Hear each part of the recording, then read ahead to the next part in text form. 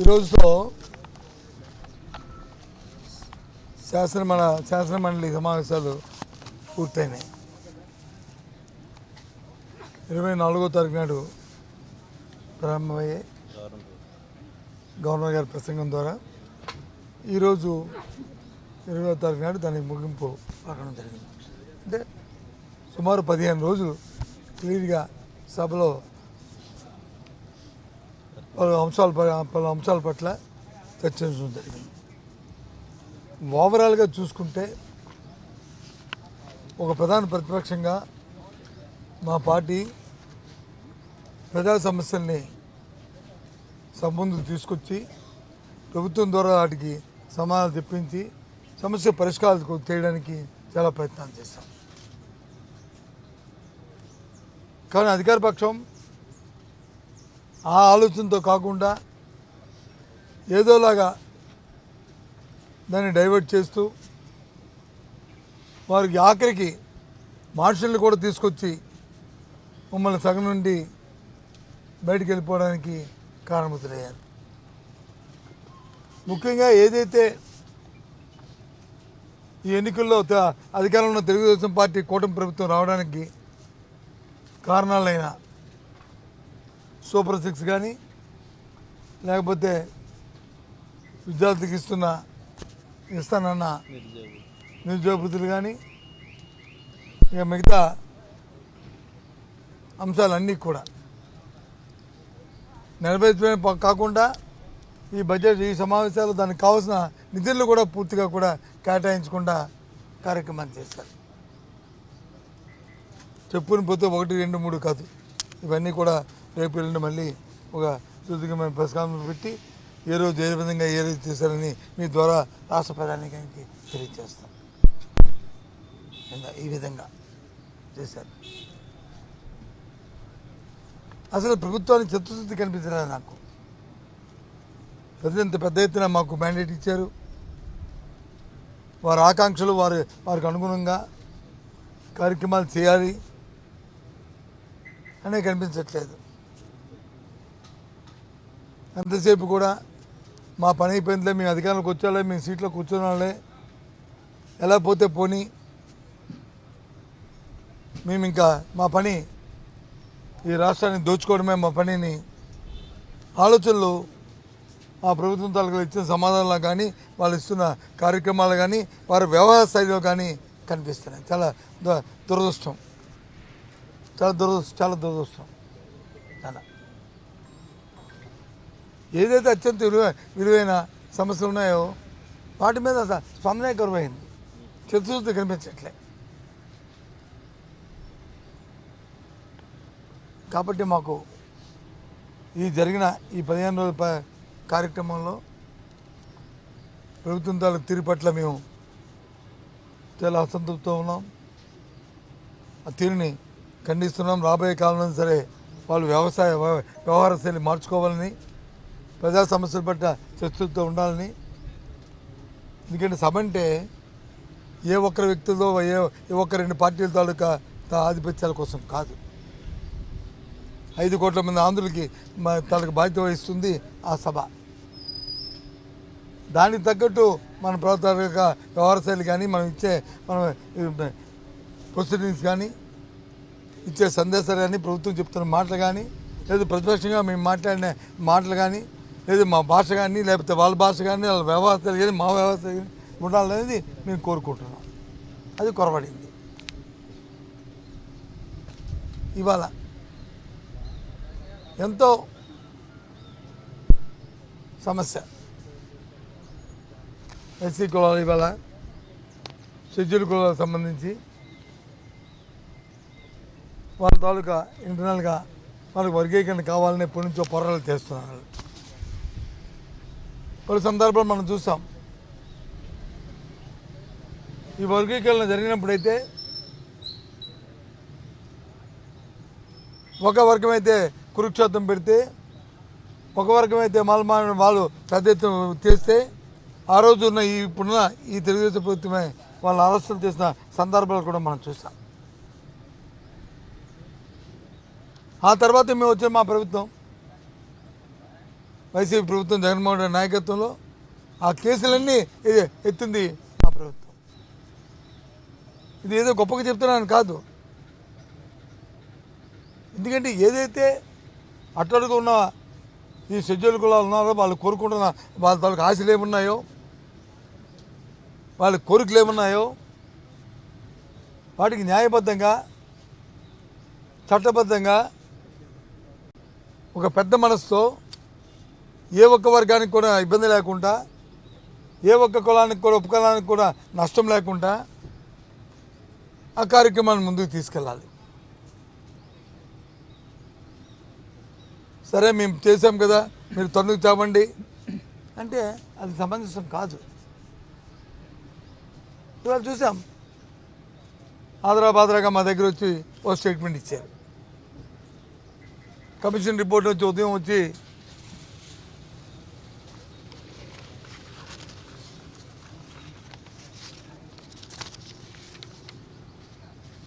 Rajiv Ranjan Mishra commission రిపోర్ట్ని చూస్తే ఆ కమిషన్ రిపోర్ట్ ఉదయం హౌస్లో వాళ్ళు ప్లేస్ చేశారు.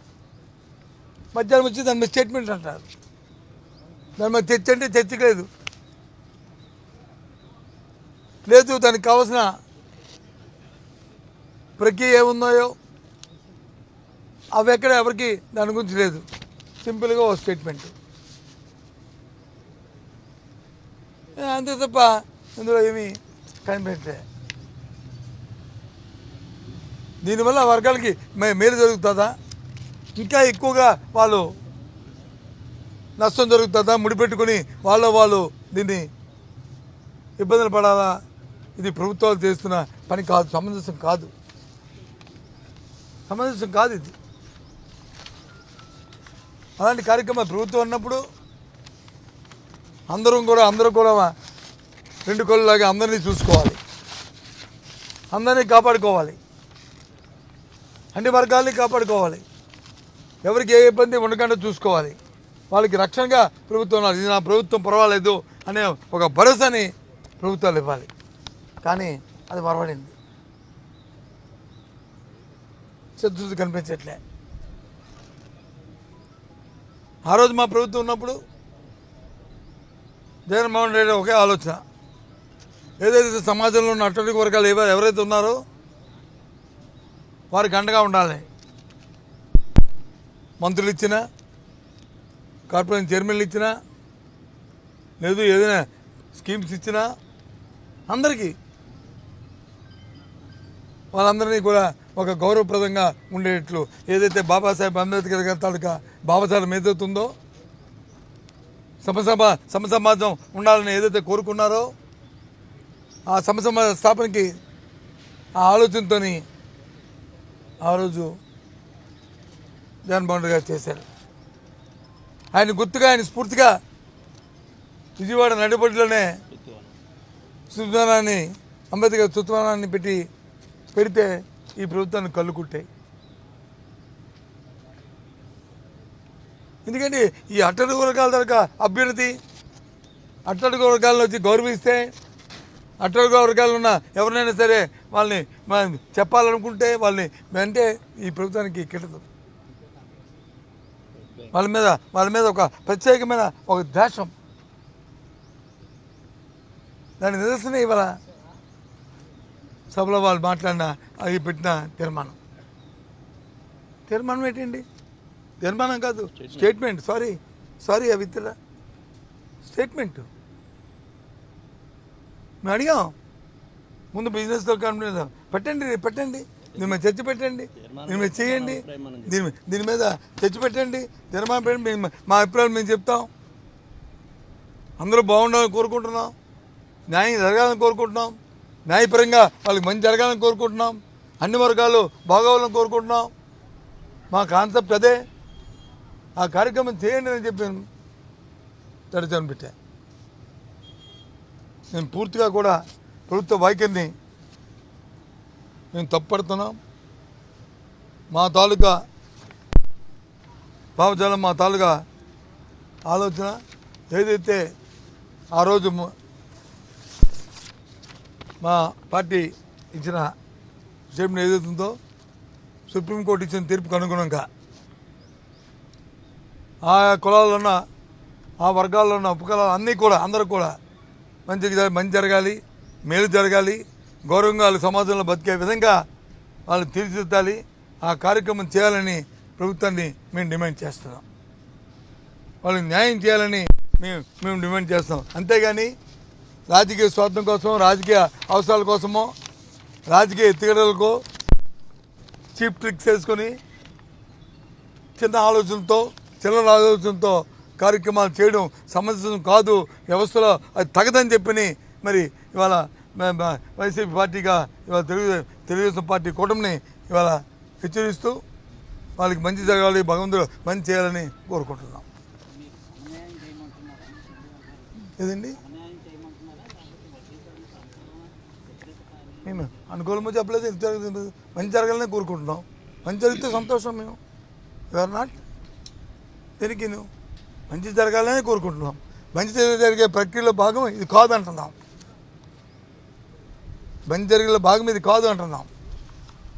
ఇదైతే డిస్కషన్ జరగాలి కదా, వాళ్ళు ఏదైనా చర్చ పెడితే దాని మీద వస్తాయి కదా. ఏవి సలహాలు లేవు కదా సార్. మంత్రులందరూ ఎక్కువ శాసనమండలికే సమయం కేటాయించారు సార్ శాసనసభకు. మరి మీరు ఎందుకు అసంతృప్తి కలుగుతుంది? వాళ్ళు ఎక్కువ సమయం అసంతృప్తి సమయం కేటాయించిన సమయం మంత్రులు రావడం సంతోషమే, కానీ ఆ భాష వాళ్ళ బుల్డోజు వాళ్ళని వక్రీకరించడం, మేము వచ్చి ప్రశ్న ఒకటి అడిగితే వాళ్ళు వచ్చి ఇంకో సమాధానం చెప్పడం. ఎప్పుడు ఆవు కథలాగా మా చిన్నప్పుడు చదువుకున్న ఆవు తెల్లగా ఉండదు, ఆవు వచ్చి పాలు ఇస్తాయి, పాలు తెల్లగా ఉంటాయి, పాలు పెరుగు అవుద్ది, పెరుగు నెయ్యి అవుద్ది. ఇవన్నీ ఈ కథ రోజు చెప్పిందే చెప్పి చెప్పడం. ఎంతసేపు గత ప్రభుత్వాలు చెప్తే మరి వాళ్ళు ఎందుకు అక్కడ మంత్రులుగా ఉన్నారు? వీళ్ళు ఏం చేస్తారో, వీళ్ళు ఏం ఉత్తరిస్తున్నారో, వీళ్ళు ఏం కార్యక్రమాలు చేస్తారో, రేపు రాబోయే కాలంలో వీళ్ళ ప్రణాళిక ఏంటో, వీళ్ళ విధానం ఏంటో అది చెప్పాలి కదా. అవి లేవే. చెప్పారు ఎలక్షన్ ముందు చెప్పారు రోడ్ల కోసం. అయిపోయింది. ఏమైంది? ఎలక్షన్ ముందు చెప్పిన మా సోదరులు చెప్పినట్టు ఎలక్షన్ ముందు చెప్పిన సూపర్ సిక్స్ ఏమైంది? ఆ ఫ్రీ బస్సు ఏది యాప్లు పెట్టారే, రాష్ట్రంలో ఎక్కడికి వెళ్ళిపోవచ్చు, ఏ తీర్థాలకి వెళ్ళిపోవచ్చు. ఏమన్నా రాత్రిలో చూశాను ఒక యాప్. ఎంతో మన కుటుంబం ఇబ్బందిలో ఉంది, దేవుడి తీర్థాలకి వెళ్దాం అనుకుంటున్నాను, 4 సంవత్సరాలు పెట్టింది. ఆ తల్లి వచ్చి ఆ భర్తను అడుగుతుంటే మళ్ళీ ఆవిడే మళ్ళీ తిరిగి లేదు ఒక ఈ ఎన్నికల్లో అంటే ఇంకోటి చూపెడుతుంటే ఎంత మోసం అండి, ఎంత దగా అండి, ఏ రకంగా చేశారండి. అవన్నీ జగన్మోహన్ రెడ్డికి, వైసీపీ పార్టీకి మాకు అలవాట్లు లేవు. అలవాటు ఉంటే ఇంకో 100 అబద్ధాలు చెప్పాము. అబద్ధాలు చెప్తే అవి ఎలకాలం అది కొనసాగు. అబద్ధాలు ఏదో తాత్కాలికంగా ఏదో అవకాశం వచ్చు, లేకపోతే మంత్రి పదవి అనుభవించవచ్చు, కానీ చిరస్థాయిలో చరిత్రలో మాత్రం చరిత్రహీనులు ఉండిపోతారు.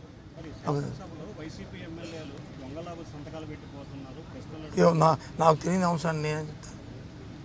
ఎమ్మెల్సీ గురించి అని చెప్తాను. నిజంగా నాకు తెలియదు. I don't know. తెలుసుకొని చెప్తాను. స్పీకర్ గారు అది ఆయన ఏం మాట్లాడారో ఆయన వ్యక్తిగా వదులుతాను. ఆయన గురించి నేను కామెంట్ చేయడం కూడా బాగుంది. ఎందుకంటే నేను వినని సమస్యని నేను కామెంట్ చేయడం బాగుంది. నేను భేటీ అక్కడ రోడ్డు మీద వెళ్తే మరి ఇది ఫోటో సెషన్కి వచ్చినప్పుడు వచ్చి కళ్ళు మూసుకొని పంపటారా? లేదు, అది కాదు. కళ్ళు మూసుకొని కబోదిలాగా ఆయన కానీ నేను కానీ అలా అంటావా? నీ ఉద్దేశం ఏంటి? మీ కవిరత వేడి చెప్తే నేను చెప్తాను. అది కాదండి. ఇప్పుడు వచ్చాను అక్కడ నుంచి, ఏం బ్రదర్ బాగున్నావా అనుకుని వచ్చాను. కళ్ళు మూసుకెళ్ళిపోయి చెప్తాను. లేదా ఆయన కూడా కళ్ళు మూసుకెళ్ళిపోయి చెప్తాడు.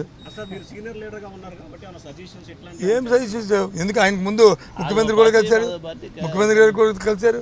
ఆయన కూడా నమస్కారం అనుకున్నాం.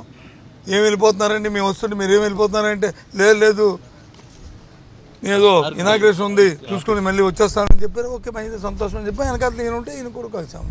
ఈయన అదెందుకు తీసుకోవాలి, ఇది తీసుకున్నారు మీరు? మీ మనసులో ఏముంది నాకు తెలీదు. అది కూడా తీసుకోవాలి కదా.